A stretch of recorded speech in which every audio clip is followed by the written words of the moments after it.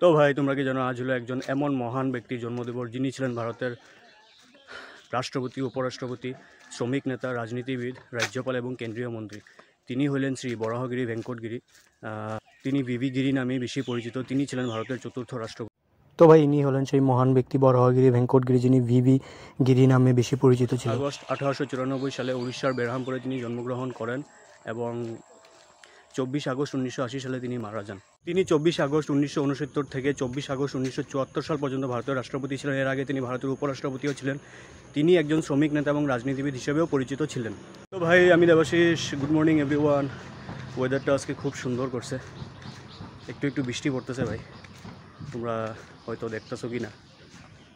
VV গিরি 1913 সালে আয়ারল্যান্ডে যান এবং সেখানে ডাবলিন বিশ্ববিদ্যালয়ে আইন বিষয়ে পড়াশোনা করেন।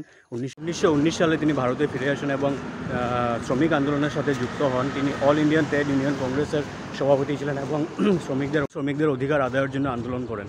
1952 সালে তিনি মাদ্রাজ রাজ্যের রাজ্যপাল হন। এরপর তিনি কেন্দ্রীয় মন্ত্রী হিসেবেও দায়িত্ব পালন করেন।